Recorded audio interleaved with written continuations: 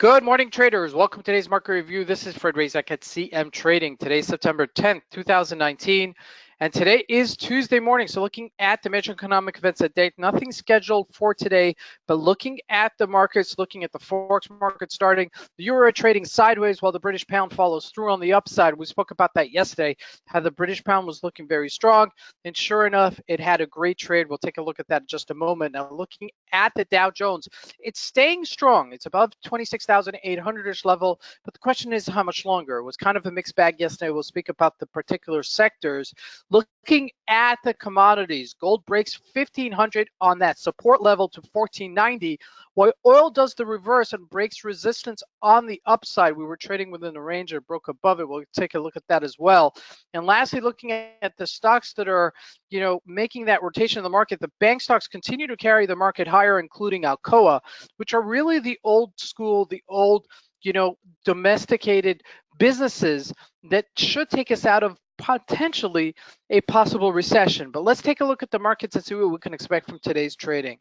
So the euro here, we're looking at a 4-hour chart, as you can see, and we've been trading within this range, okay, between 1062 and 1033-ish level, 1018 on the bottom side. And we bounced about 40 pips yesterday, double topping here at 1062. Now, we're in a tight range here. Okay, and nothing breaking out higher. However, looking at the GBP, and this is the contrast that I want to share with you, you see we actually traded higher. Relative strength on the GBP. Okay, GBP stronger than the euro is versus the dollar. And sure enough, that happened yesterday. The question is that, well, whether or not this is actually going to follow through or use this potentially at this 23-29-ish level as a potential support level. Okay, if we do not maintain this area and we break lower, we may see a correction on the downside. Now, the first thing I'd like to short, if that happens, is the euro, since it's been weaker than the GBP. Now, looking at gold, all right, this thing has really shaken itself up, and we hit this top of 1550 earlier last week and making a correction this week, and sure enough, this is finally catching up to itself. Now, the next real support level is 1448. Okay, I mean, we're breaking this area at 1492. That's mentally a big area for the price of gold, as we've used that before as a support area. And you got to look at a 4-hour chart just to highlight that a little bit more. Let's see if it shows itself up. There we go. Okay, that was our support level, 1492. Okay, also the year that Columbus discovered America, incidentally, but that was the area, okay, where we retraced to, and then never breaking above it or below it for some time, and then finally making that correction now. Okay, now it has to be a bona fide correction, which means I'd like to see it close on its bottom today, somewhere around 1480, for this to be a bona fide correction and breakout. Okay, now looking at the price of oil, since we're getting some shakeup in the commodities, we see that we broke above this 56.76, and I spoke about it yesterday, and I said we're going to break out higher because we made a higher low here. Okay, that was my telltale sign, and sure enough, that's what happened. 56.76, and we traded nice right through it to 58.13.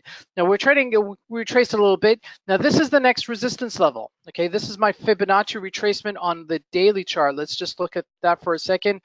Let's bring that up so you could see that much clearer.